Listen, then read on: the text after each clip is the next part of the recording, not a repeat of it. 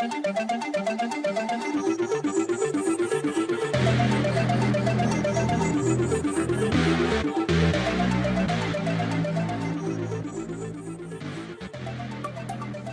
to Theory of Conspiracy. Don't adjust your headset, you are listening to three northern lads from the UK talking about their own beliefs whilst challenging each other's. Hi, I'm Andy the Skeptic. Hello, I'm Carlos. I believe. If you would like to support the podcast, please talk about this with your friends or give us a review on iTunes. You can comment or contribute at TheoConPod, that's at TheoConPod,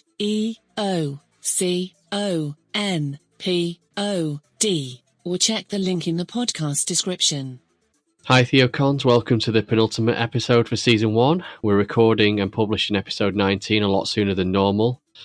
I know we've only just released episode 18, but we feel like the content in this show is time sensitive and very relevant. Carlos thinks I'm very passionate about this topic, but actually I'm just really angry about the stupidity of the British public. That's probably a bit harsh, but there we go.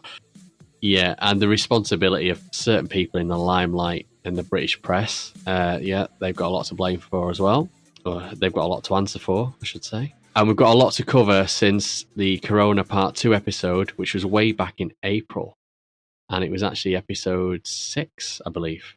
The public is going crazy on the unrest on TV, the unrest on social media, the unrest on the public domains and the streets of the United Kingdom. So I just thought, yeah, we need to get this out because all our podcast, the one what spikes is pretty much anything to do with coronavirus. Is clearly people are looking for information or alternative decisions or different mindsets or just different outlooks on what's going on. Because I think people are confused, and that's what I was just talking about, the unrest which is across the United Kingdom at the moment, and it says a lot the way you just opened up and on your opening sort of dialogue or monologue you want to call it, and it's like I think you're speaking for a lot of people out there at the moment. Yeah, I'm sure you are as well, Carlos. Because everywhere I look, I am seeing these alternative theories and these. I'll probably mention it a few times. I don't know what else to call it, but I'm just going to call it COVID deniers. Where, I'm not saying they're denying that COVID exists, but there's some sort of stat or rule or something they don't agree with. I won't say deniers. I'll just say it's sort of like it's one of them things you either believe it or you don't, and it's like it's hard to say black or white, but you either accept there's some or there's a kind of undercurrent, or there's a crazy virus out there and everybody's going to die. I think that's the bit where I know it's hard to put people into two categories, but you're either A or you're B. There's no C. There's definitely no C. All right. Yeah, before we crack on the final episode of Season 1 then, episode 20, we're going to record this on the 7th of October in the same style we're doing now. For the podcast listeners that are just getting this in audio format, we're actually doing this live on Twitch. So we've got a chat room. People can log on and contribute and ask questions while the podcast is actually happening. Like me, you often think of questions as you listen to podcasts and wish the host would answer it there and then. Well, yeah, now you can. We're probably going to record all our future sessions live on Twitch. Yeah, you can join the feed, ask anything you want in the chat room, and you might also get a mention in the final edit. So that's the 7th of October. It's a Wednesday, 8:30 to 9 UK start time. So see you there, and keep an eye on the social media for the Season 2 announcements. We've got a growing list of topics, and if you have one, feel free to send it to us via social media. Usual links are all in the show notes. In fact, we've probably got more suggestions than we have for episodes for Season 2, but, it'll help towards Season 3. And if we know that you're interested in one of the episodes we've got on the list, we'll obviously bump it up into Season 2. We did that in Season 1 as well. We actually changed one of the topics because a listener and a subscriber suggested something, and we just changed it literally within 24 hours. So it's because there's things out there where we think that people want to talk about, but then people may suggest a certain subject or what's hot and what's not, and people and we could just sort of it's because obviously I read all sorts of stuff, and you're a great researcher as well, Andy. So we can always just divert and just change our podcast schedules literally overnight. So yeah, any suggestions is welcome. Talking of season 2 and the downtime, we're not going to have that bigger break. I've got some. Well, I don't know if it's going to go ahead with the lockdown situation, but we've got a little UK break planned for the school holidays at the end of October. I'm starting a new job in November, and then we've got Christmas. So we're probably looking at coming back in January, if we're lucky. But yeah, we'll fill that. We'll fill the space in between with a couple of bonus episodes. And guys, if you do like it, we'd really love a review on iTunes or a like or a follow somewhere. Yeah, or just tell your friends about the podcast. Yeah, 2 guys from Manchester. We'd love the Manchester scene to get a bit more behind us. So, well, hopefully we'll be able to take the podcast on tour because, like you just mentioned, due to the corona, we don't know what, because we had ideas of taking it different landmarks around the United Kingdom. So, but with the current climate, we don't know what can happen. Before we start, I just want to say that the content for tonight's episode has been inspired by a lot of different people's Facebook conversations and posts that I've been involved with. Some posts have frustrated me, as I saw what I considered to be potentially harmful views for reasons that hopefully will become obvious when we get into the meat and bones of tonight's episode. But all of my posts and reactions were meant to be purely topical debate, but I must admit to potentially offending one friend who's since deleted me and blocked me from the post. Listen up, this is the main bit. You've had a lot of debates on social media, so much so you've been actually talking to me. Some of your debates have been going on for 3 or 4 days. And one of the things Longer you than said, that, mate. probably even longer than that. One of the things what came up, and you sent me like literally a bullet point of all the stuff that people come, and I'm sort of like, can ask you some of these questions, and obviously I'll thought provoke and also challenge you in some of your answers you give us. But you said a lot of people have been sort of coming back at you by saying more people die from the flu and pneumonia at the moment than COVID-19. And what have you said about that? So so I have been seeing that. In fact, I'm just going to share a graphic on the chat room. If you're a podcast listener, we will put this on social media, or you can go on to YouTube or Twitch and have a look at the video, see the graphic. But I'm going to talk you through it if you're listening to this. It's from a newspaper article. I'm not sure what the newspaper is, but it basically has got a list of causes of death, basically, that compare to the coronavirus. So, for example, it says cancer. The approximate daily average deaths are 450 deaths.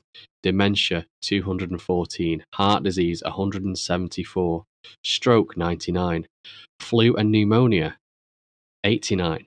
Coronavirus, 21. It says the latest 7-day daily average. Suicide, 18. Accidents at home, 16. Road accidents, 5.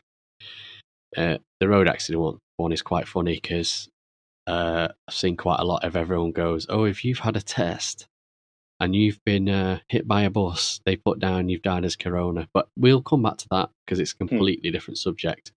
So I saw this graph. It was posted on the chat of social media in reply to something I'd said.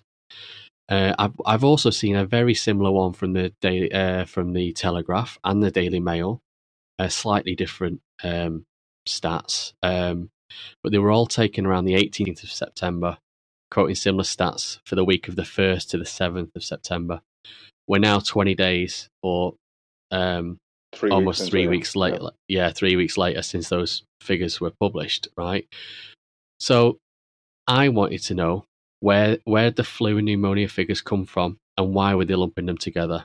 So I did a bit of research on the pneumonia figures, and like I say, it's hard. It was hard to nail it down where exactly they got it from. But a sort of like a rough average of the last few years was about 29,000 deaths from pneumonia a year. That averages out to 79 deaths per day. Therefore, if they've added that to the flu figure, flu must only be about 10 deaths per day, right? Because they've combined it to 89, all right? actually, right, when I then dug into the flu figures to try and correlate it, it was the flu figures, they fluctuated massively. So the flu figures ranged in like the last 10-year period from 170,000 deaths from flu in just England, and that equals 47 deaths per day if you average it out. But if you look at 2019, total deaths from flu was only 1,692, and that's an average of 4.6 per day. So they've come up with this other number, roughly about 10, it looks like, and they've added it to the pneumonia figure, and they've lumped it together to make it look much a bigger number, because obviously flu is just a different, it's the brother or sister of COVID, you know, they're both flu viruses, right? They are a coronavirus, aren't they? They are some form of coronavirus. Yeah, not corona, they're a COVID, are they? Yeah, but should we even be comparing pneumonia with COVID? Okay, pneumonia attacks the lungs, right? Yeah. But also on this graph, you've got cancer, you've got heart problems, you've got dementia, right? You can't walk around with cancer and pass it on to people by breathing on something that they might touch, right? Pneumonia is contagious, yes. But just like a cold or flu, it's caused by infectious microbes. But pneumonia is not contagious when the cause is related to a type of poisoning, like the inhalation of chemicals or chemical fumes, right? Pneumonia can also be caused by bacteria, virus, or fungi, right? Some of these do spread from person to person, right? So may be contagious if you have the right type of it, that's the contagious type. However, even though it is contagious, not everyone will develop pneumonia when exposed to it. Whereas everybody does seem to develop COVID when exposed to it. There's a big difference between pneumonia and COVID or the flu, right? It's a bit dodgy to, you know, people just, oh yeah, pneumonia, and they just jump to the conclusion, oh, that's an everyday thing. You know, also, pneumonia is treatable if you catch it early enough. All the types that I've mentioned, the bacteria, the virus, the fungus, they're all treatable. Okay, if you catch it quick enough, you can get over it. At the moment, can't really do that with COVID. Although, you know, it's a bit unfair that, you know, there's new things. You can have blood fusions and all this sort of stuff with the what's it called that's in your blood? The antibodies. That was it. Bobby, thanks. Just had a question in the chat room, Carlos. I'll read it out, and then I'll come back to the rest of my thing about these actual numbers. Right. So Bathfit Bob says, "What does it matter, Andy? The death figures have been virtually negligible for 3 months at least. We're almost in full lockdown again. The death numbers are next to nothing. If you believe we're in serious danger, wear a mask and you're safe, right? Let everyone else live their lives as they did before COVID." All right. I'll come back to that, Bathfit. Bathfit also says vaccines are not a cure. We've had vaccines for flu. Shitloads of people die from flu still. Yeah, that's true, because not everybody gets the flu vaccine. Let me just go back to these numbers on this graphic that I'm sharing then about the cancer, the stroke, and all this. So these numbers, there's a flaw with these numbers. I'll tell you what the flaw is. So the numbers in red for all the other conditions other than coronavirus are daily averages, you know, calculated by yearly totals. So they basically go, right, this many thousand died per year, divide it by 365, that's your daily average. Fine, no problem with that. The coronavirus 21 is not an average of corona. It's just an average from the last 7 days. So, in the first week of September, fair enough, the deaths were really low because the UK was at an all-time low for infections and deaths. But no, the figures, they don't matter. Today's figures, they don't matter. It's the number of people who are going to be dying if infections keep rising as they are. It's the number of people that are dying in 3, 4, 5, 6, 7 weeks. However long it takes for more and more people to contract it, get symptoms, get ill from it, end up in hospital on ventilators and dying from it. So people forget that in April, 9,000 weekly deaths from COVID during April, right? Compare that to flu and pneumonia in the same period, 2,000. Now tell me that more people die from flu and pneumonia than do corona, right? So, yeah, coming back to the stats again, if you want to get your calculators out, as of Saturday, the 26th of September, there were 36,765 deaths in England. Right, I just looked at the England stats. Now divide that by 201 days since the first UK death, and you get a daily average of corona of 196. Now put that on your chart, right? 196 sits below cancer at 450, below dementia at 214, but it's above heart disease, it's above stroke, it's above flu and pneumonia, it's above all the others. So that's how you compare stats. You don't cherry pick your stats and pick the week where the lowest amount of deaths happened. Fair enough, the rates have gone down. I understand that, right? This is 3 weeks ago. This is the last thing I'm going to say on this before we move on, Carlos, and you can have a word as well.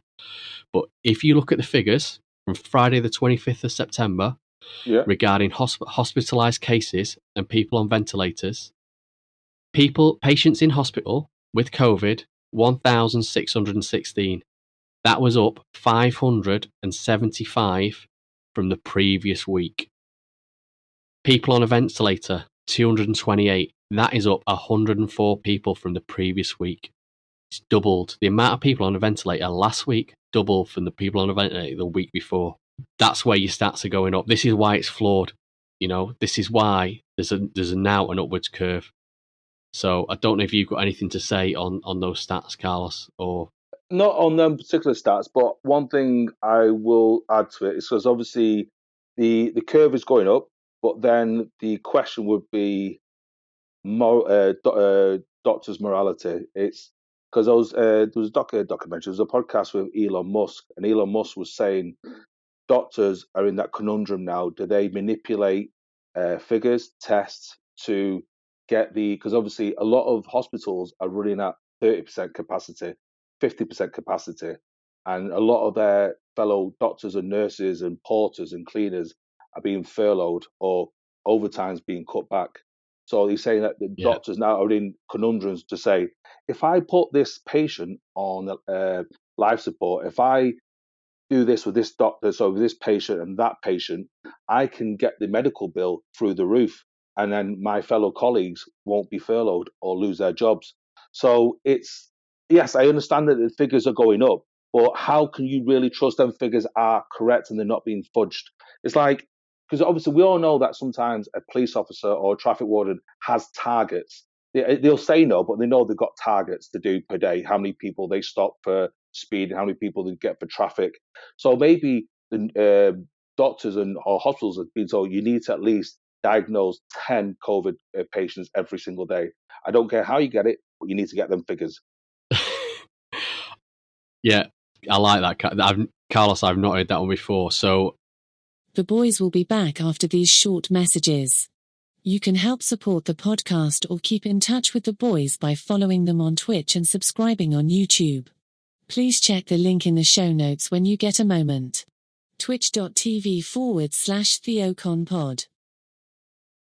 Now, back to the topic. Sorry about that, podcast listeners. My internet went down and we've had to resume recording on the following day. So it's Monday, the 28th of August.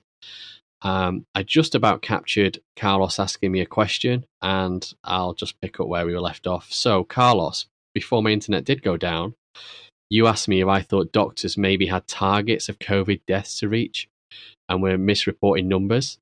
I often also get told from naysayers, shall we say, that if you have a test and die of something unrelated 28 days later or within 28 days, you're listed as COVID.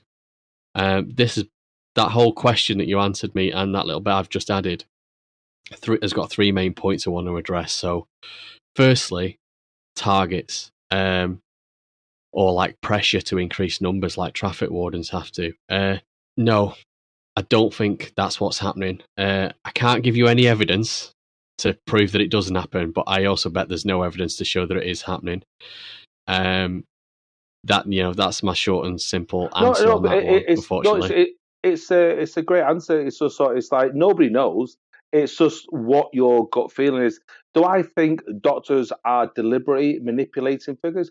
No, I don't think they're deliberate. I just think they've been put in a conundrum where it's like if I say to you, Andy, you can generate an extra £50,000 for your department, and it keeps everybody in jobs. Say you got a department of 10 people, or you sort of like you don't generate that extra £50,000 income, and you have to make sure maybe 3, maybe 4 of your colleagues will be furloughed or, God forbid, are made redundant.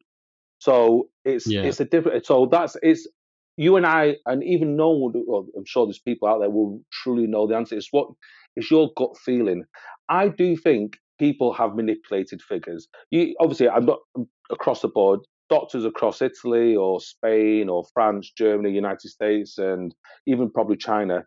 I think they've probably manipulated figures to make things worse than they are, or probably not as scary as people want it to be, because you don't want to scare people too much, but also you want to create some kind of, because if you were trying to implement things like a vaccine, it needs to be a cure and a cause. You know what I mean? So you've got the cause, now you need the cure. Yeah, man. Well, that was just the first little point. I mean, my second point really addresses what Baffit Bob was saying in the chat room last night. Was more about misreported numbers. So misreporting numbers or dying of an unrelated reason after testing positive for COVID. Despite I've been shown video clips of people saying this on the news, despite that, I don't actually genuinely think it's happening. I think at the time of death, doctors will take into consideration all the facts, and I think, if they think COVID was a contributing factor, then they'll list it as COVID, right? Now, in the peak, when twice the normal amount of people were dying per week, I think some mistakes definitely would have happened because of time pressure. They were busy, workload, but no other reason than that. And the governments, both UK, USA, and no doubt other countries, have actually gone back and adjusted figures to correct for this. There was even a famous case of a motorcyclist that died in an RTA accident in America, and this was called out publicly on a TV news broadcast interview type thing. So what's And RTA mean? What does RTA mean? road traffic accident. So Okay. he had a motorcycle accident, and because he had a positive test, he was listed as a COVID. But obviously, he was died because he, as they say, went under a bus, is what everyone keeps saying. Anyway, the figures were quickly corrected after it was pointed out. But the doctor on the news at the time, I forget what his name was. If you want to look it up, the details are all on Snopes. You can go and find it. He basically said, well, it doesn't really matter if 100 people died or 99 people died. The difference is negatable, basically. It's still a massive impact. What I can tell you is that the CDC, which that's the American version. I'm sure we've got an English version. I'm not sure. I can't remember what it's called, but they've got the following guidance, and no doubtedly, like I say, the UK's also got the same guidance. But naysayers, you keep pointing at the asterisk 28 days positive test caption on all these published figures, and are wrongly assuming that if you get hit by a bus, then it's going to be recorded as COVID. I just don't think that's true. So the advice from the CDC, which is Centers of Disease Control, their guidance instructs caregivers to list various factors contributing to death. It does not state that anyone who suffers a natural death, such as a traffic accident, should be listed as COVID-19 cause of death. So basically, yeah, and I'm pretty sure the same figures are going to, like I say, apply to the UK doctors. Or else, these things would get found out. Families would come forward and go, "Oh, my little Jimmy got hit by a bus, and yet they've reported COVID on his death certificate." Well, I know people manipulate things. Should I say? Okay, I witnessed a vicious car and motorcycle accident near the Trafford Park probably about a year ago. I won't mention the date or time just in case people know the family. Pretty much the ambulance arrived within probably 2 or 3 minutes, and literally the medics are doing, obviously trying to resuscitate the patient.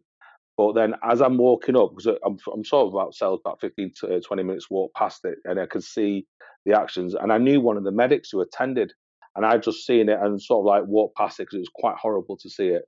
And about sort of like for about 8 hours later, I called this medic, and I said, so what happened to that kid? Did he survive? Oh no, he was dead on arrival. He was dead. So I said, why were you bringing out all these equipment and doing things on his chest and CPR, as it calls, CPR, and putting things on his face? It's to look like we are trying to save his life. Otherwise, people will sort of try and sue us or say the fire service and the ambulance services didn't care. They just let him die. He said he was dead on arrival. Totally get that, but that's nothing to do with his cause of death. No, but it's just thinking but can people, just doctors say, just manipulate the figures just to get like Bobby just mentioned, get the numbers up on COVID to have some sort of impact. If they are right, so this is my third point, right? They're saying that all these deaths were all misreported just to increase the COVID deaths so that the government could justify lockdown. That is what people are saying. That so they could control us and say, well, we have to do this because look at all these deaths, and people are going, but all those deaths aren't COVID. Some of these deaths are this, some of these deaths are that. They're not related. So this is my third point, right?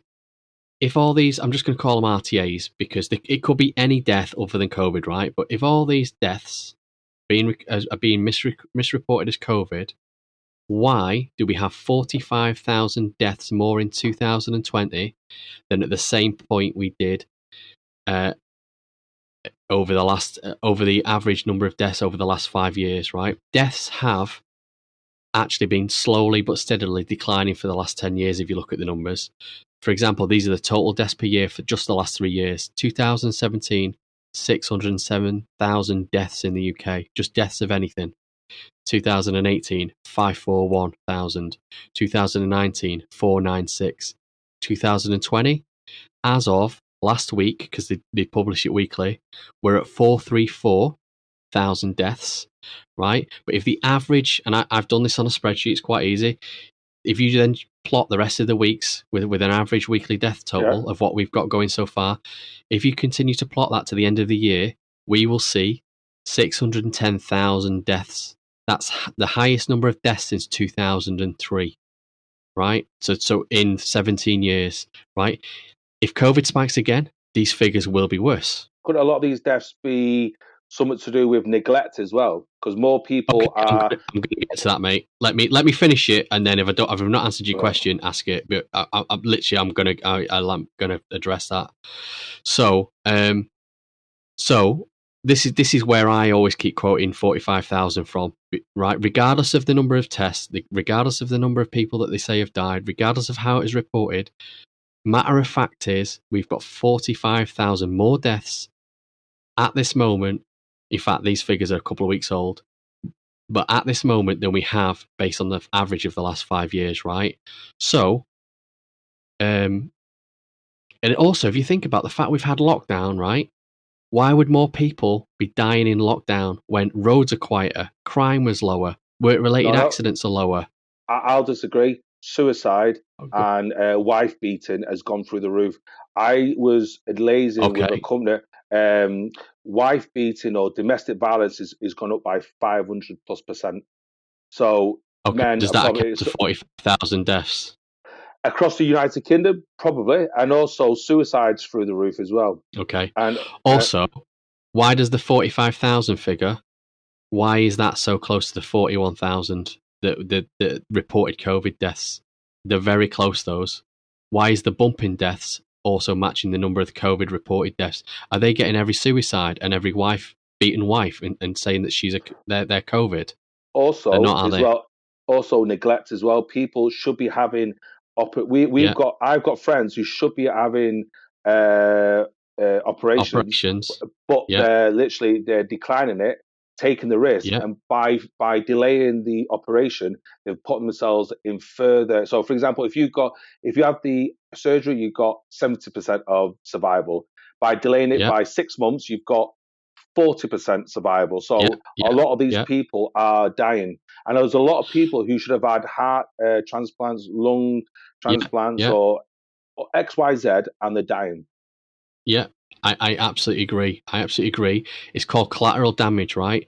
These are the deaths of people that could have been treated during the height of the pandemic but couldn't get treatment because hospitals were full or waiting lists were extended or cancelled. Yet this is another reason why stopping the next spike is so important, because it's not just people with COVID who are going to die, right? You could not have COVID, right?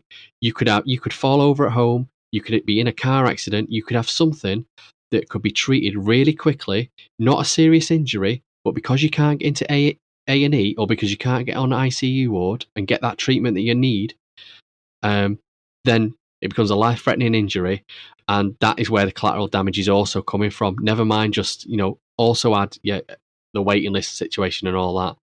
So yeah, you're absolutely right. Because there's lots of things where divorce has gone through the roof, separations are going through the roof, suicides through the roof, domestic violence is through the roof, abortions through the roof. All these add to the death rate. They all add to the death rate. These are collateral deaths, I think you're talking about. You're not talking about numbers that are being listed as COVID deaths. If you, God forbid, you pass away and you had the cold, you were sneezing, shortness of breath, would they say you died of natural causes or you died of COVID? It's one of them things where it's a bit like if I tested for COVID and I had shortness of breath, then they'd probably put COVID, because that's what it does to you. It stops your lung function, and you eventually die because you can't get enough oxygen. So COVID is absolutely a factor. No, but sorry, what I'm going to say, if you were run, if you were like back to what you're saying, run over. Run over, yes. No. I mean, I literally just covered all that. There's no, that is not happening. That is just a myth. Just because people have seen this hashtag saying we're only recording people. So what that hashtag also tells me, right? If you were tested of COVID 29 days ago, but you die, that hashtag tells me that your death is not included in that total. Now, you might have contracted COVID 29 days ago, had a test the day you caught it, right? It's then taken you up 21, 24 days just to develop your first symptoms. It then takes you another 7 days to get really ill and you get submitted to hospital. You're then on a respirator for another 3 or 4 days. Is anyone adding these days up? Because it's well over 28 days. Then, after a struggle, you die, right? That asterisk is telling me, oh, well, yeah, he was over the 28 days, even though he died of COVID. We can't really put him in these numbers. Not he had a test, he got hit by a car, let's put him on COVID. If you catch cancer, you've got cancer. If you get HIV, you've got HIV. If you get tuberculosis, you've got tuberculosis. If you get COVID, you may just cough, sneeze, or die, or just have a runny nose, or you can't taste, or you lose your taste buds. That's the bit what's confusing people, because it's like there's like different viruses circulating. That's what is confusing people. People keep comparing this to cancer, right? I believe wrongly, but what you've just said there, if someone gets cancer, right, it's not immediately a death sentence. Some people recover, some people don't. People get COVID, some people recover, some people don't. But yeah, I think we need to move on anyway, Carlos, because this point is like gone on far too long. The restrictions, the new restrictions, people, how does restriction in pubs, restaurants, how does that help? The 6 people, how does COVID know there's 7 people or 5 people or 8 people? Obviously, things like, how does coronavirus know it's 9:30 or 10:30 at night? So obviously, that's not my question, but that's pretty much the question on social media and people's. There's a lot of memes that, where like the one I saw the other day, which I liked, is it was like, it says COVID at 9 p.m. and it was a Mogwai, and then it says COVID at 11 o'clock, and it was the one where it was Spike, the one where it turns into a gremlin and stuff like that. And even I saw John Bishop yesterday going on about he was basically having a joke about getting pissed, basically, is what his joke was about. But he was basically saying, oh, it's very clever, this virus. It knows which country you live in, because we've had to adapt to different rules and this, that, and the other, blah, blah, blah. At the end of the day, the governments are fucked up.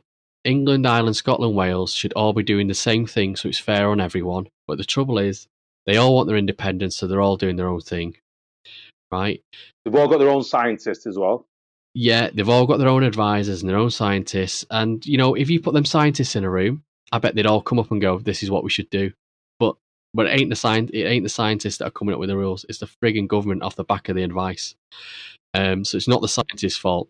Scientists provide information. It's not one scientist. They must have several scientists. Yeah. But that's what I'm saying. If you put them scientists in the room, they'd pretty much all agree with each other. No, I don't. I disagree because it's like you and I. You're. The scientists that are saying, yeah, you need to impose a rule at 10 o'clock. Oh no! But scientists will say what's the best way to attack this virus, and because remember, it wasn't so long ago we suggested and this adds to the question Herd I've immunity, just herd immunity Go on. is. Right, what I say the United Kingdom, the government introduced this Eat Out campaign during the month of August. I think it was August. Yeah. And it was really successful for a lot of local businesses to get footfall back in, get people back into work and so forth. So people did that for 6-7 weeks. It was it was all types of age groups, but it was a lot. I made a use of this, the Eat Out night, Mondays and Tuesdays and Wednesdays, I think it was. But it was packed with young people, anyone from the age of 18 to 30, 40 and so forth. Yeah, you've seen the odd couples in 70s and 80s. Do you think that was a way of creating a herd immunity? So you would go back into your workplace, back into where you live, where you reside, and then spread the disease, and the numbers have gone back up again. So it was some form of herd immunity. No, I don't think so. I think when Boris originally went on about herd immunity, he didn't really know what the hell he was talking about. Oh, he knew what it was. It was Dominic Cummings. It was Dominic Cummings. He knew that it was. I'm not saying he didn't know what it was, but what I'm saying is he didn't realise, actually, to get herd immunity, you need 80% of the population to catch the virus. I think it's 60. 60%. Whatever. And even 60. And when they calculated the number of deaths that would happen, they quickly went, oh yeah, that's a lot of deaths. And even now they're saying about, enough people have died already. We're trying to stop that number. And the guy on the news today said we've got two choices. We either lock down and control it, or we just let the virus go rampant and let it do its thing. And he said we can't afford to do that because the amount of deaths that'll happen if we do that, we can't basically justify it, live with ourselves for that. Because there's people there's people, I don't know a single person who's got COVID but you've experienced personally 3 or 4 people who've actually obviously got COVID and it's been a horrible effect on them, they've passed away. So I know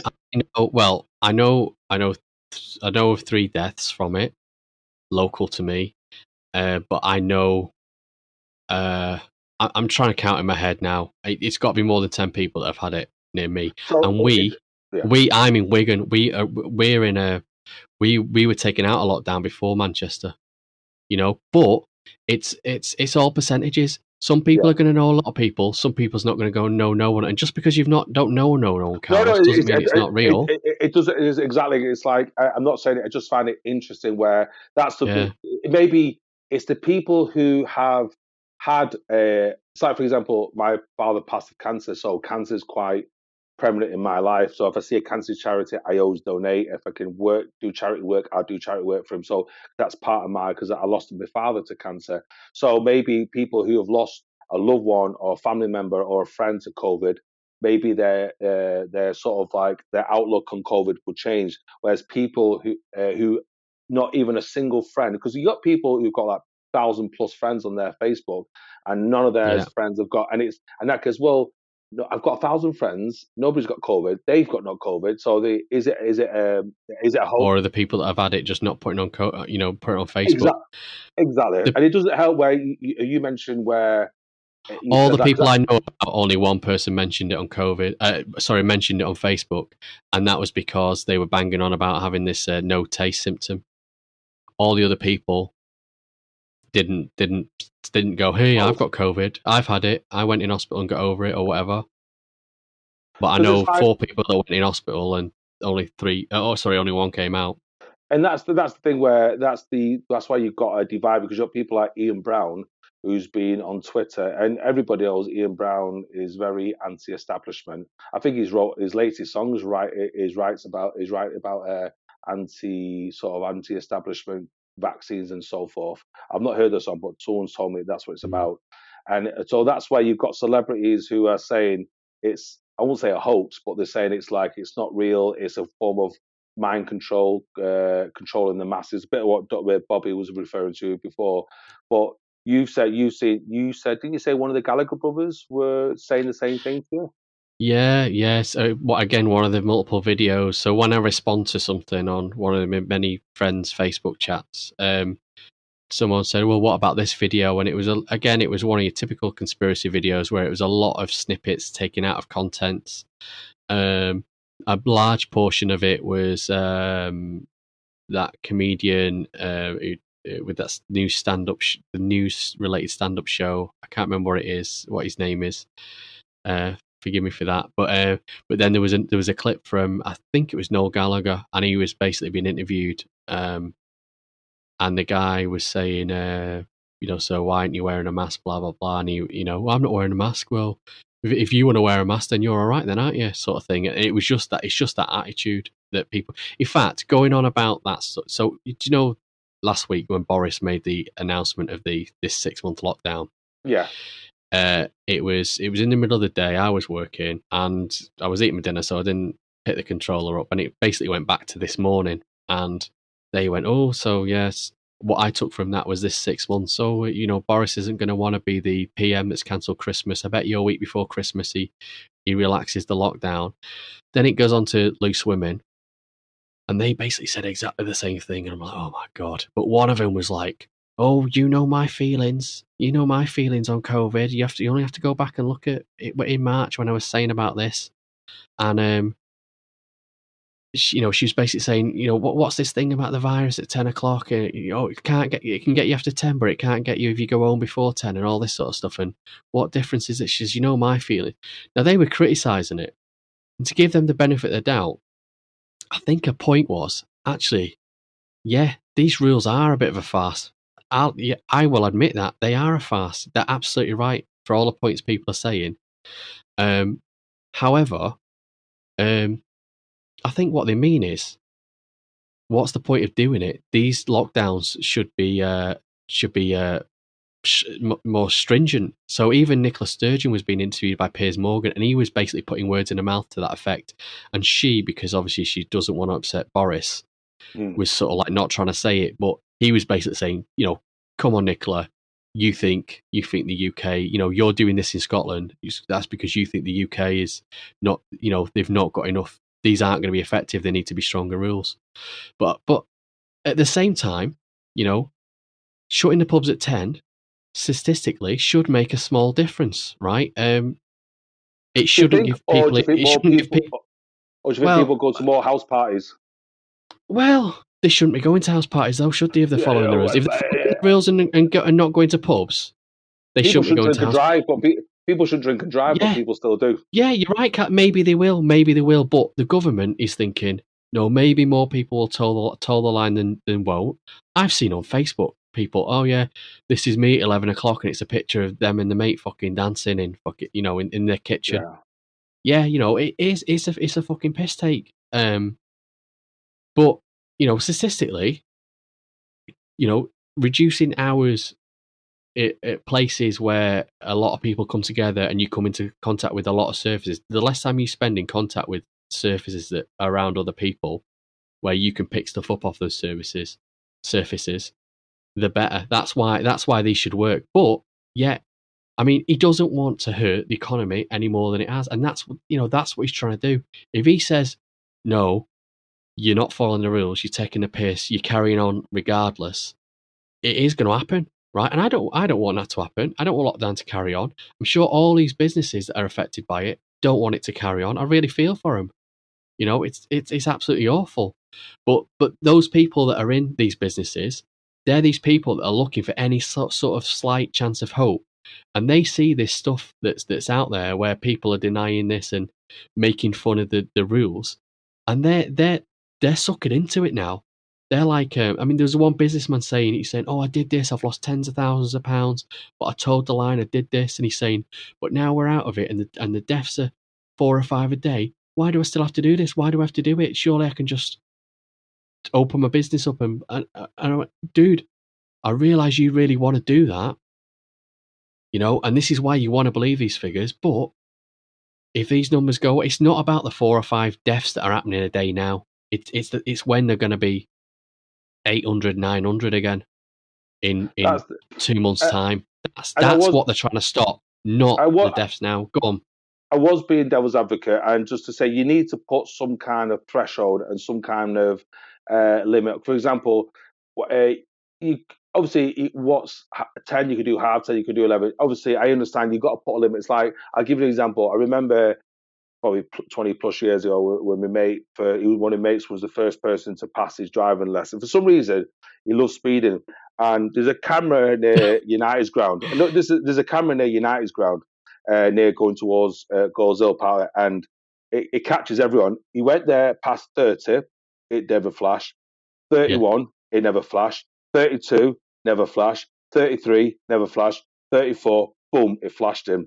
So they had to cut it off at some point. People say, well, why don't you flash them up 35 or 40?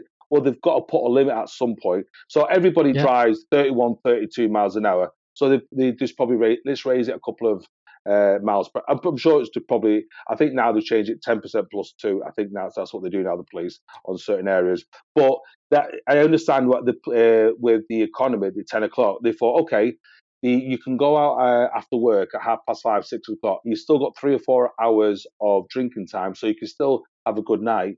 But maybe closing out, not closing at midnight, you've got less people. Because I understand, it's like anything else. The more beer you drink, the more stupid you become. So you do more stupid things. So I understand. It's a bit like, I'm a football fan. I'm a season ticket holder at United's ground. That's why all United games, with sometimes like against Liverpool or City, are on early on, so people are not drinking the pubs all day and it become lunatics and start fighting. That's why they have early on and close all the pubs. I'm assuming they say, listen, if people get home for 10:30, 11 o'clock, yeah, they can have the little party, but they're not out till 3 or 4, 5 o'clock in the morning getting pissed and becoming stupid. Like I said, once you have a beer, you think all the rules go out the window, don't they? Everybody's hugging and kissing. Yeah. So I was playing devil's advocate. So I understand that, but a lot of people are using sort of that 10 o'clock. What's the difference between 10:30 and 9:30, or 11 o'clock and 10 o'clock? So no, the other question I was going to ask, just to go on, because I was going to throw one in. Go on, because that's the last one. You asked. Okay, so I've just shared some stats on the screen. So I'll read these out for the people on the podcast. So again, I made a comment on someone's anti-COVID posts, and they posted this back at me. They said, in April 2020, COVID tests were 20,000 a day. The positive cases were 5,000 per day. That's 25%. September 2020, COVID tests were doing 230,000 tests a day. Positive cases, only 4,000 per day. That's 1.7%, right? And they've put, these are figures from the .gov website. Are you paying attention yet? There is no spike in infections. Now, anybody tell me what is wrong with that? Well, obviously we're locked down in April, weren't we? Yeah, we were locked down. It's nothing to do with lockdown. It's purely about, they're saying in April we had 25% of positive cases, and in September we've got 1.7% of positive cases. There is no spike in infections. Shall I tell you what's wrong with it? Is it more testing? More testing. Well, that's what they're hinting at. More testing equals more cases. But even so, why have we still only got 4,000 a day if there's supposed to be more cases because there's more testing? So let me tell you what's wrong with that. Okay. So, yeah, first of all, they're comparing the number of cases in April, which was the height of the first wave, to the number of cases in September, which actually, these figures, they're about a week old, and we're not even at the end of September, so it's not even a full month yet. But regardless, let's assume they're doing averages and they've averaged it right, whatever. However, September were the weeks when cases have come down massively. Well, not just September, but August, September. It came down massively due to the lockdown that we had, going from April up to whenever it was, June, July, right? Which obviously works because the numbers did come down, right? No one is saying cases are rising compared to April. They're saying in September, the cases week on week from the previous week are going up, not a comparison from April to September. That's not how you measure a spike, right? As for the cases rising, just because testing is rising, which also is what this hints at, again, it's not true, okay? So if the number of cases was rising, there'd be a 1-to-1 ratio, right? Without doubt, logic says that increased testing will reveal more positive cases, right? That's the nature of probability. But the percentage rate of tests that are positive are also increasing. The government have confirmed it. I've heard it on the news where they've interviewed independent people have confirmed it. And also, if you check on places like Snopes and stuff, they've confirmed it, right? To simplify it, if you do 100 tests and you get 5 positive test results, and the next week you do twice the number of tests, if the number of cases was flat, you would get 10 people testing positive. But actually what we're seeing is 15 or 20 people testing positive. Therefore, the ratio of positive tests is going up. So that 1.7, if you measured it the week before, I don't know what they are, but it might be 1.5, it might be 1.6, it might be 1, it might be 0.9.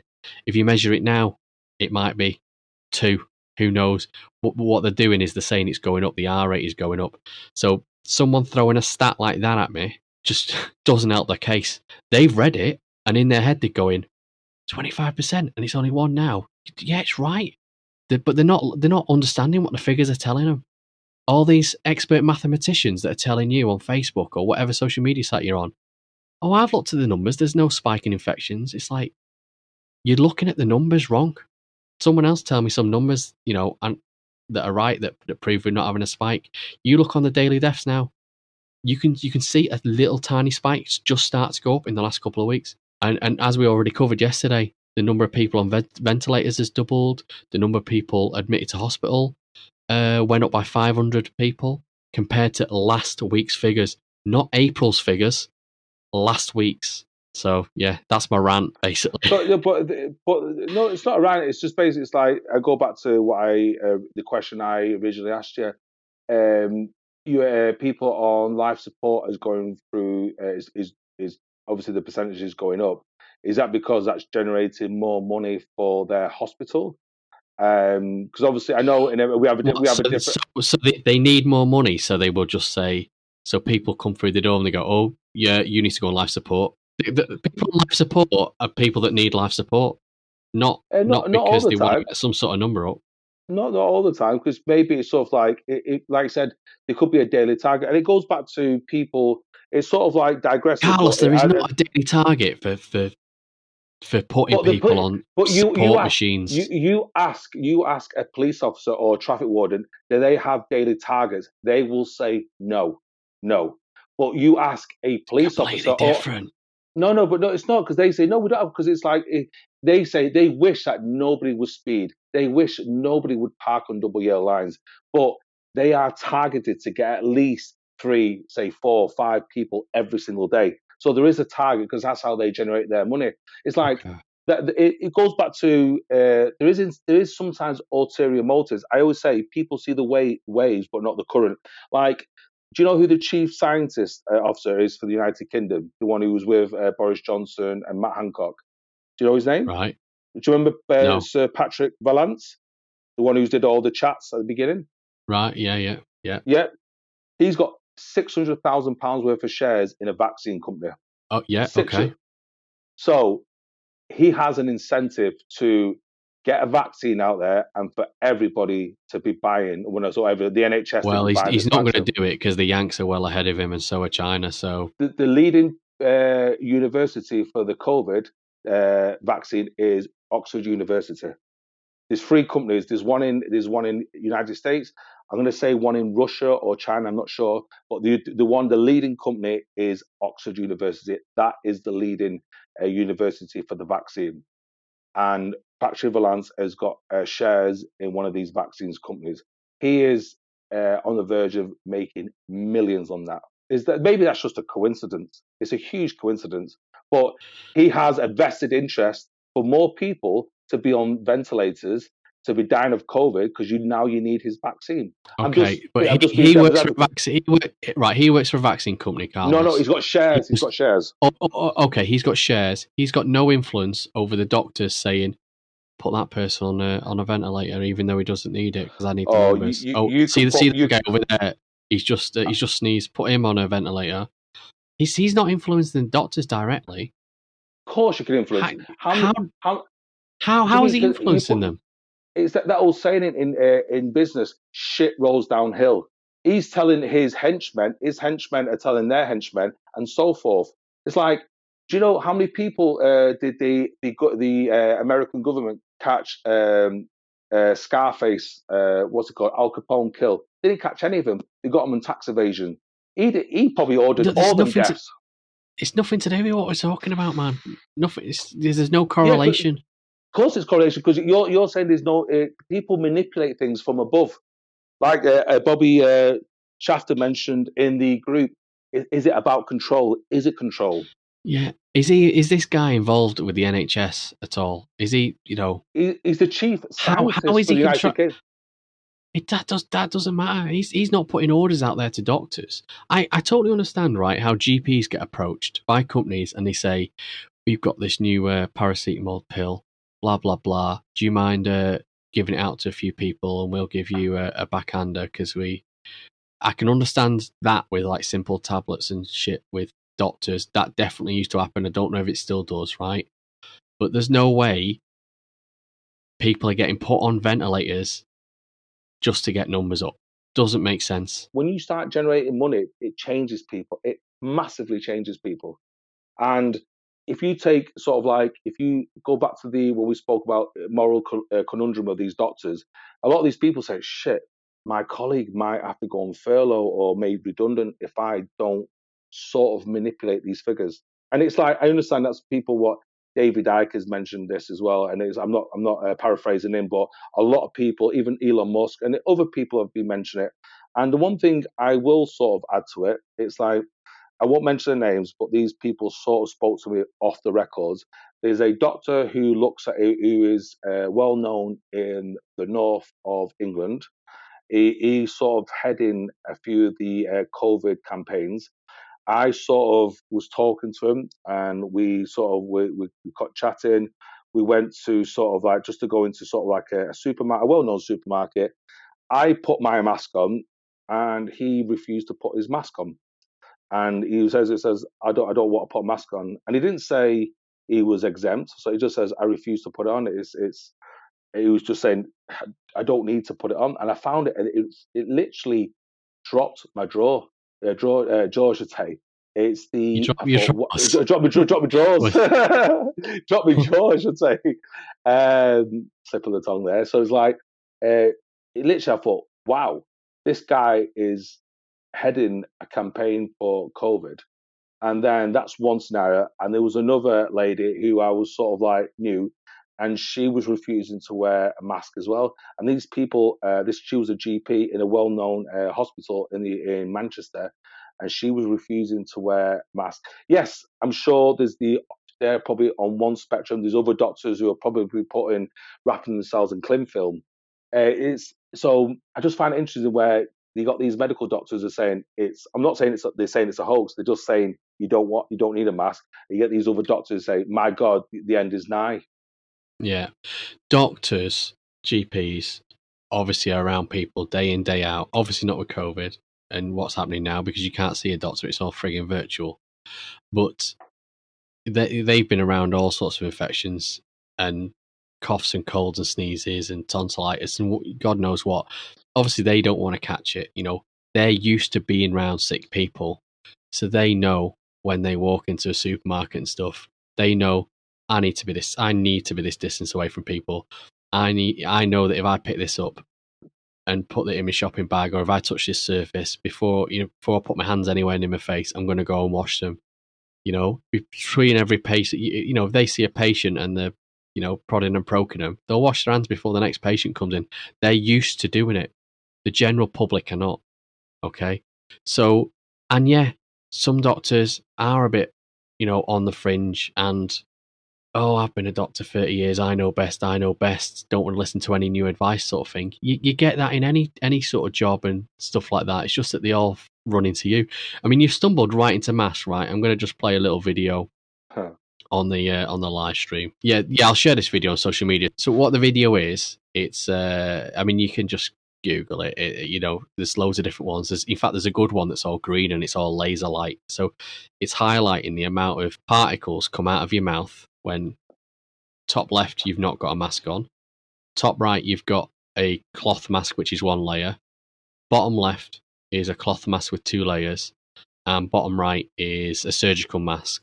And there's 3 sections of the video. The first one is talking, so that the person counts from 1 to 10.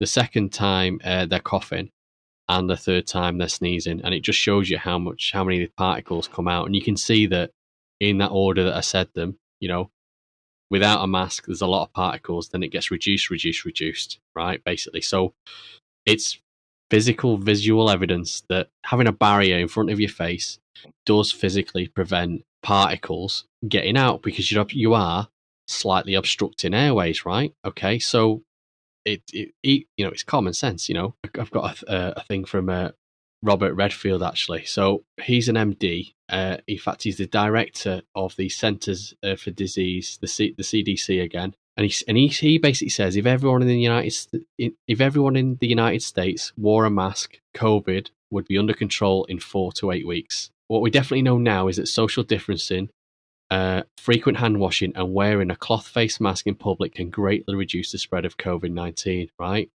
now, he originally came out. I think it was him. He came out and he was like, "You don't need to wear a mask. You don't need to." But after, actually, he's reversed his decision after re-looking at stats. Now, I'll just go through a load of reasons why masks help. Sort of go into that.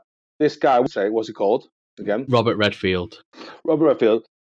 Find out. We'll put it. Is he a Democrat or Republican? And I'll answer that question. I don't know, but no, because the. What if he's not?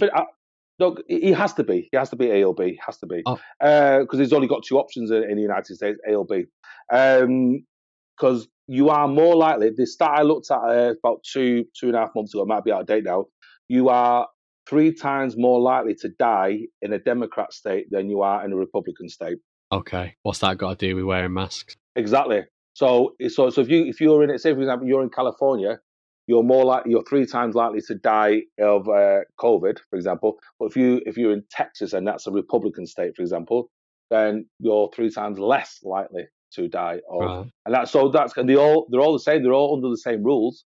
So how can one state 3 times? It's like Manchester. If you live in Manchester, which is Labour, all states have got the same rules. I think it's like England, Scotland, Wales, blah blah blah. I think they are tweaking it a bit. But don't you find on whether you need to wear a mask or not? Don't you find it interesting that you're more likely to die 3 times in a Democrat state than you are in a Republican? I don't know. So if I said to you, you're more likely, you're 3 times likely to die in a Labour city than a Conservative city, would you not find that strange? Would you say so? If you live in Liverpool, so I can get more behind that, right? So generally, the people that vote Labour until obviously the last election when everything was topsy turvy, but generally it's working class, poorer areas.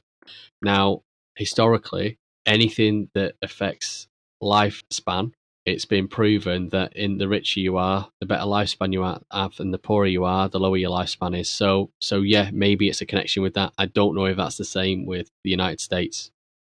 I was thinking that could be. Yeah. Obviously, they could be manipulating their figures, or it could be what you just said. It could be the poorer, because usually Democrat states are usually poorer, like Hispanic or Black communities and stuff. Okay, so that could answer I don't know enough, but maybe that's a similar stat, mate. Maybe it's a similar thing. That that's a true. It doesn't matter what it is. Poverty causes more deaths at the end of the day. That also is another contributing factor. We don't know the knock-on effect of. All these people that have gone out of business, all these people that are furloughed, we don't know the knock-on effect yet, what that's going to have on kids' lives and poverty, because poverty means more deaths. So anyway, let's go back to masks, man, and I'll just run through these about the masks. So, right, these are just facts. I'm just going to reel them off, right? People will probably just argue that these aren't facts, but here we go. After I've told you these facts, I'm going to go into what scientists actually say as well that have backed some of these facts up, right? So wearing a mask will protect those around you from infection. Wearing a mask will protect you from infection. A mask won't be effective if it doesn't cover your nose and your mouth. Masks should be washed after each use because they can pick the germs up, and then you put them back on your face or you touch it. Wearing a mask will not inhibit breathing. Wearing a mask will not raise carbon dioxide levels. Social distancing is still recommended even when wearing a mask. You don't need to wear a mask outside if you're in a wide open space.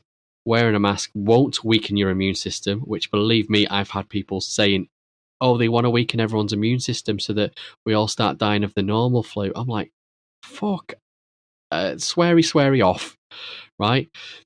Last one, you should still wear a mask if you've had COVID-19 and recovered. You should still wear it. So scientists say, whilst face coverings may not completely prevent us from getting infected with COVID-19, they probably reduce the number of virus particles we inhale, right? This is called a viral dose. Scientists think a lower dose can reduce the severity of the disease we get. Where a universal face mask is implemented, a much higher proportion of new infections with COVID-19 are asymptomatic, right? So they've sort of seen this already. Of 29 studies that showed face masks were effective, only 3 of the studies were concerning the use of masks outside of hospitals. And of all of those 29 studies, not one actually involved COVID-19, right? So although this is what scientists think, my personal thoughts are, at the end of the day, there is still no conclusive studies regarding masks, right? Those 29 studies I told you about, and none of them were actually done with tests with COVID-19. And the majority of them were tested in hospitals and not by general public, right? So it is all hypothetical, but until proven, we should still take the advice of these scientists and not some random GP or friend who knows someone who works in a hospital and thinks masks are bullshit, or someone that's... How do you know you can trust these people's agenda or these people's opinion if they've got sort of... Because I believe a scientist over... How do you know every single one of these scientists that's done this has got shares in something or other? They've not all got shares. Some of them were working for £7.50, in some laboratory somewhere. Well, it is one. Bobby Shafter's just put a message in the group. Yeah. It goes back to we talked about ventilators. People who ordered the ventilators probably need to justify the order. So, okay. They've already justified the orders and ordered them. We knew we didn't have enough orders. If you've ordered 50,000 too many. Look at the PPE disaster. They didn't order enough. They ordered too much of the wrong thing, and or something to do with the test. They ordered too much of the wrong thing and it was all useless. People make mistakes, right? At the end of the day, these people that are ordering stuff, it's the NHS we're talking about. It's not some private company. The NHS will have filled the Nightingale Hospital and the Manchester Hospital, the temporary hospital they built, with ventilators, right? Those hospitals might be empty at the moment, but we're seeing a second spike. Who knows? Come back in 2 months' time, there might be people in there on them ventilators and they'll go, it's a good job we ordered these ventilators because we need them now. It's all about protecting themselves for the second spike, and I can guarantee they won't be expecting the numbers of the first spike because they think a second spike we should be able to limit that. You were saying back in the day on episode 1 of COVID, mate, that the second spike will be bigger.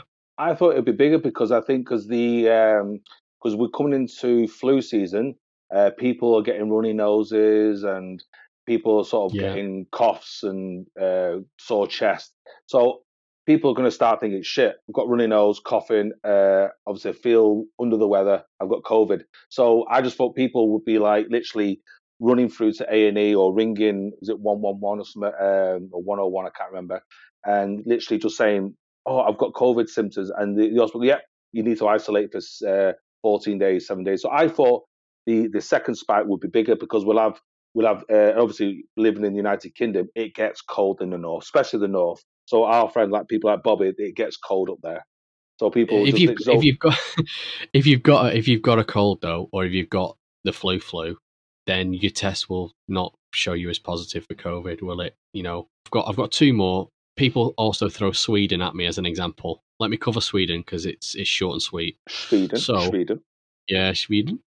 Sorry if you're listening to Sweden at that. Okay, so a lot of people, when they go on about masks, if they're an anti-masker or anti-lockdown, they go, Sweden never had a lockdown. Sweden don't wear masks. Okay, so actually, I went and looked at Sweden. Lockdown in Sweden, right? While it's sometimes implied that Sweden didn't have a lockdown, it did. All right, it was just a largely voluntary lockdown with only a few legal measures. Unlike here in the UK, Swedes actually trust their leadership, right, and followed the voluntary advice of the officials, right? Because, again, unlike the UK, officials over there don't really give a crap about how they're viewed by the public, as long as they are being honest with the public. Unlike our leadership, totally opposite. That's why we don't trust the government over here, right? Yet, their lockdown wasn't nearly as effective in reducing the spread of the coronavirus as the compulsory lockdowns in their neighbouring countries, which were Denmark and Norway, right? It's more sensible to compare them because they're neighbouring countries rather than comparing them with us, right? Cases and deaths rose faster in Sweden and have been slower to decline in Sweden. In fact, about 8,200 confirmed cases per million people as of the 12th of August, compared with only 1,780 in Norway and 2,560 in Denmark, right? Actually, the UK, it's 4,600, right? If you do want to compare it to the UK, they're twice as bad as the UK. Yet everyone's banging on about Sweden didn't have a lockdown. They're doing all right, right? They also have the worst death rate per capita. Therefore, this Sweden success story is not all it appears to be, right? It's not a good example for deniers to be quoting and naysayers, because it's actually the opposite, right? So when it came to masks, yes, they did have slightly different stance on it because there's very little virus in the community, unlike in the UK where we're highly densely populated, right? Then actual mask wearing in Sweden is effect, the effect was limited, right? Regarding masks in general, right? Many countries, as well as the World Health Organization, have actually their advice on wearing masks and the recent, I'm going to say studies, but it's not, but the recent scientists' advice and stuff, they have appeared to point a link between their use and lower infection rates. So a lot of countries and the WHO have reversed. Originally, the WHO was saying you don't have to. Now they're saying they do. Now naysayers are going, oh, they're just changing their mind because they're trying to control us. It's not. The World Health Organization, yeah, it's an organization, but they're not after controlling people. They're controlled by who funds them the most. So that's who they're controlled by. Sweden, a lot of people throw Sweden and Scandinavia, but it's difficult to use them as them because obviously Sweden, their population is 10.2 million people. Norway's 5.2. Finland, just over 5 million. And I think Denmark is just over 5 million. So even if you add them together, it's 35 million. It's literally half of the UK's population. So it's difficult to gauge. They've had twice the amount of confirmed cases as us. So it's not a success story, is it? Yeah, they've had 8,200, whereas we've had 4,600 in the same period. Sorry. No. This is cases per million people. So for every million people in Sweden, you've had 8,200. Every million people, 8,000. Sorry, go on. So I was to say they've got 10 million people in that country, so it's roughly okay. So 10 million 80, people, so they've had 82,000. Then it's easy. The math is easy. Where if we had 4,600, times that by 67 million for the UK population. Or could be their testing is a bit easier to test 10 million people rather than 70 plus million people. So well, that goes down back to my point about testing and just more tests means more cases isn't actually true, is it? Okay, man. So one more thing then about another thing I get quoted a lot as well when I start dismissing some of these myths is people tell me that, yeah, but the chances of dying from COVID are so small. Why are we so worried? As of the 26th of September, 41,936 people in the UK have died from COVID. Okay. The total UK cases confirmed, so this is people that have had a test and have been for a test, is 429,000. So even without a calculator, I can tell you that's around 10% of people. Actually, it's 10.2%. Now, I'm not saying you've got a 1 in 10 chance of dying from COVID because of the 429,000 cases, these are only recorded because people have had a test, right? A lot of people didn't have tests in the early days, never even, and a lot of people don't even bother getting tested because they'd never bothered getting ill enough and thought that, oh, well, I'll just shrug it off, right? So, what is the best or worst, if you want to call it? What's the best case scenario for the percentage of the UK population that you think have had the illness so far? I'd probably say just less than 1%. Less than 1%. Yeah. Is that because you don't know anyone that's had it? I don't know anyway, but All instead right. I'm just looking at the mathematics. I'd probably say Oh, yeah. 0.8, 0.9% probably. Okay, so actually, the lower percentage that you come up with, the higher the death rate is. So, if you say 1% of the population has had it and 41,000 people have died, that percentage rate is higher. If you say 50% of the population had it and 41,000 people have died, the percentage of death is lower, right? I can tell you that ICL, which is the Imperial College of London, right? They reckon it's actually about 6% of the population, or 3.4 million people.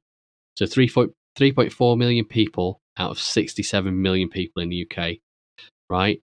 Have had the virus. They say that 6% gives us the most robust cross-sectional estimate of the number of people who have been infected during the first wave of the pandemic.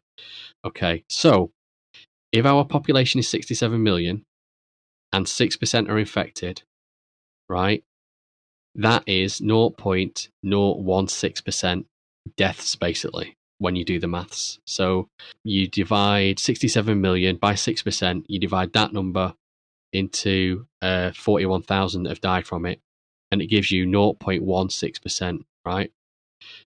So 0.016 sounds like a tiny number, doesn't it? Right, but if you ramp these figures up, if everybody in the UK was to be infected with COVID, that's 67 million people. That means 0.016% means 1 million people would die from it. Right, that is 9 times more than the current number of people that have had it, that have died already.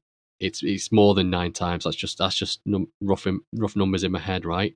If you compare that with the flu, right? Again, I went onto the internet and looked for this. The chances of dying from the flu. So remember, the chances of dying from COVID are 0.016. The chances of dying from the flu, which deniers or naysayers say is a higher rate, is actually 0.0001%.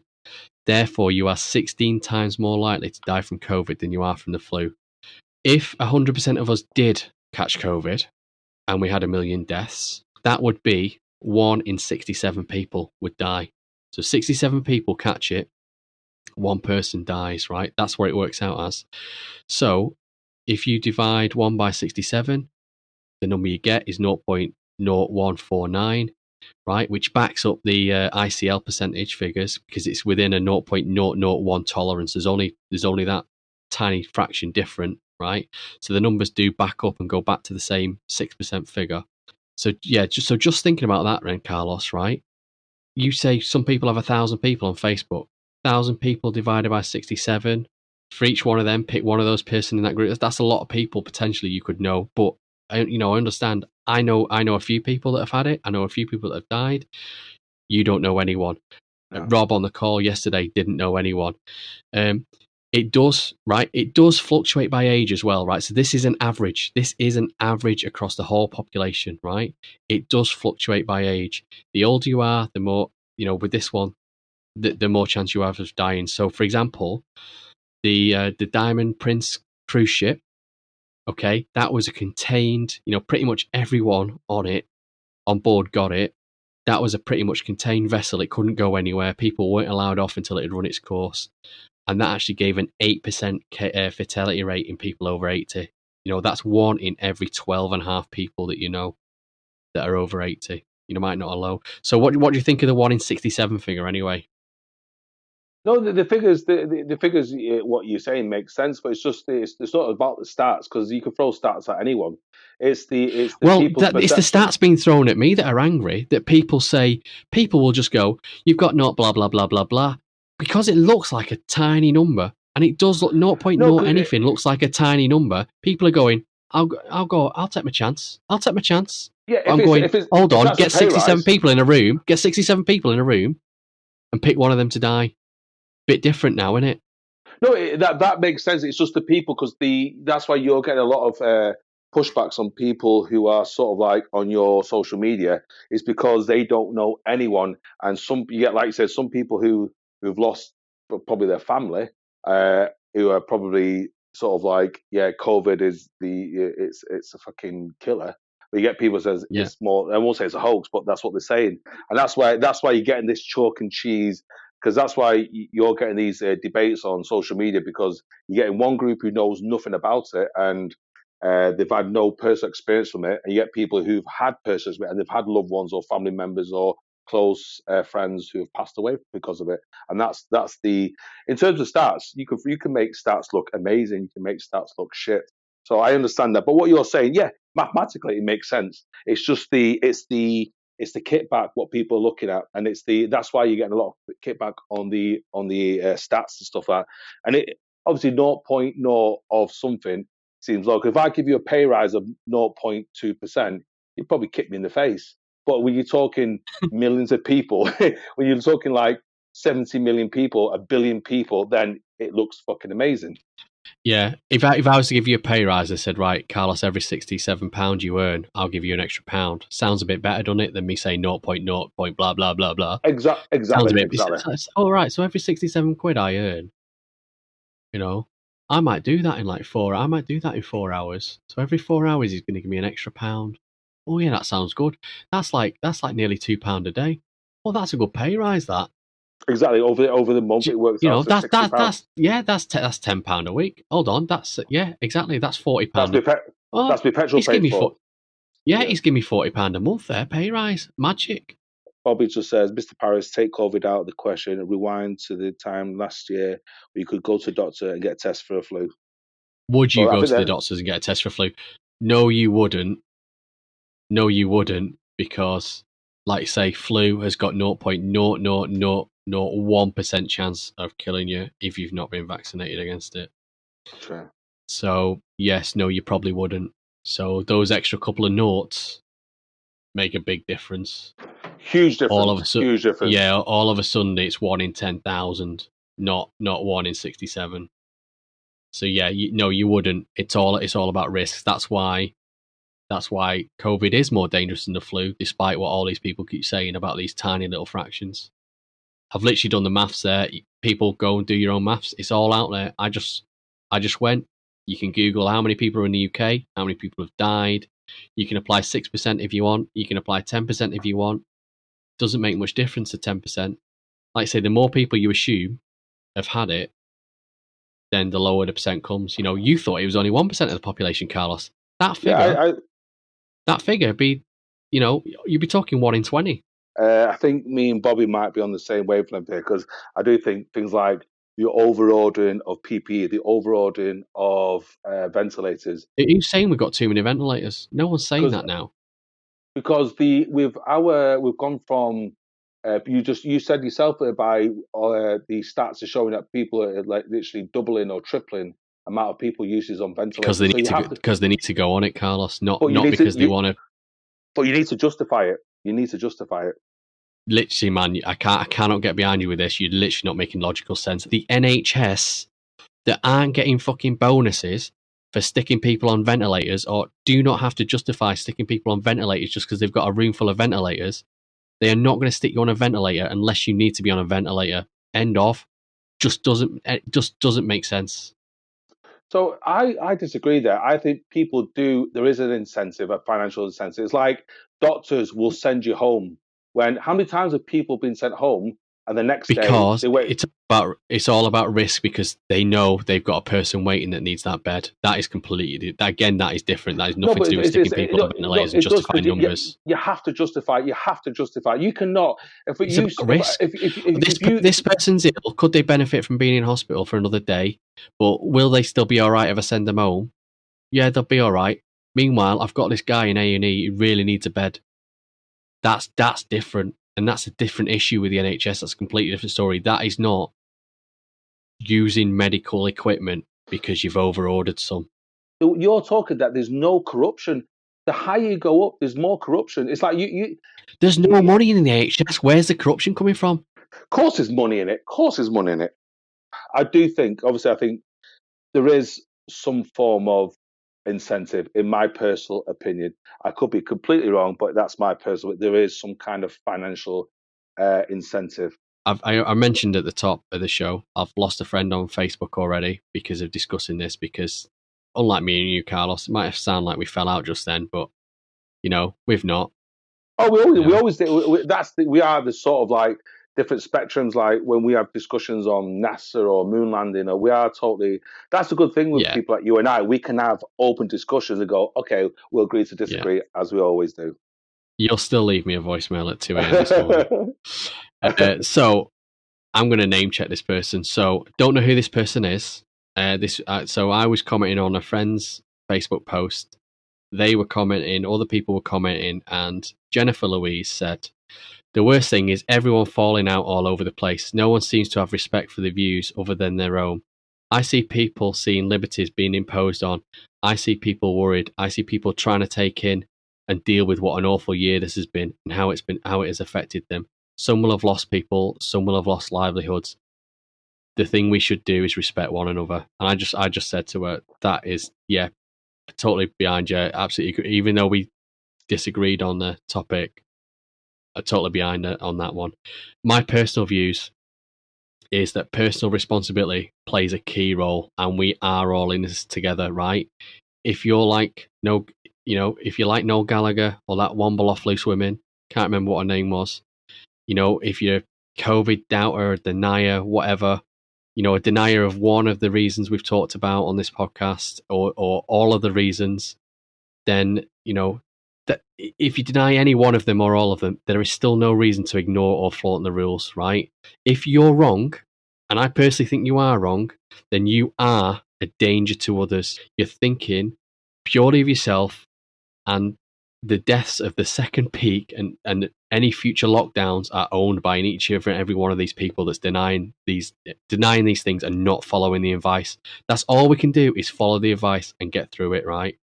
I know that was a bit harsh, but that's probably why I lost a friend on Facebook, because I basically said how wonderfully selfish of you. So finally, Richard Dawkins, right? You can argue over whether masks, hand washing, banning groups, etc. are effective. What you cannot argue is that you are personally entitled to take the risk as a matter of individual liberty.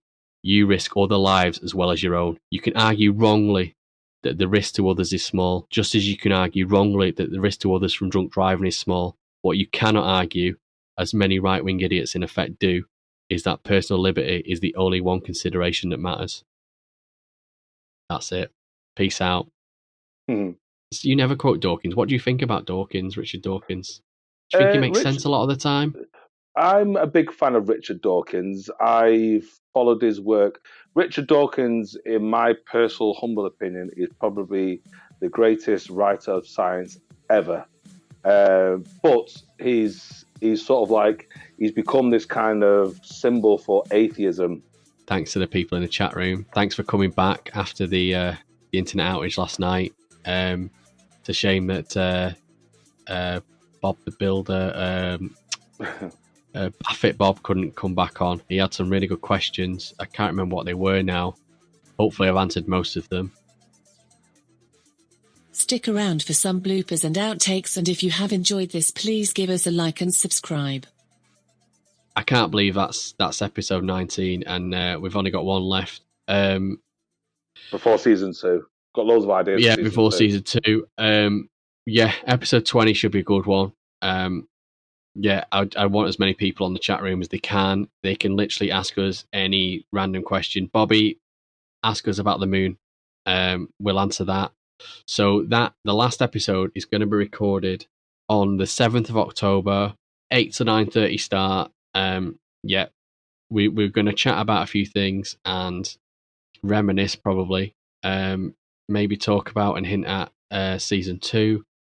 And ask us any of these random questions that you want to know. That'll be absolutely great. And again, if you want to see anything covered in season 2, we've got a list going. But we're happy to bump them up, or we're happy to add them to the list if we've not already got them on there. If it's Loch Ness Monster, Bigfoot, whatever. Loch Ness Monster and Bigfoot, they're already on the list. I don't know if they'll make it season 2 or get bumped to season 3, but Yeah, don't mention them. They're already on the list. White, 20. 8. 5. Yellow, 23. 15, 18, 12, 4, Blue, 9, 19, green, 18, 21, 4, 4, 5.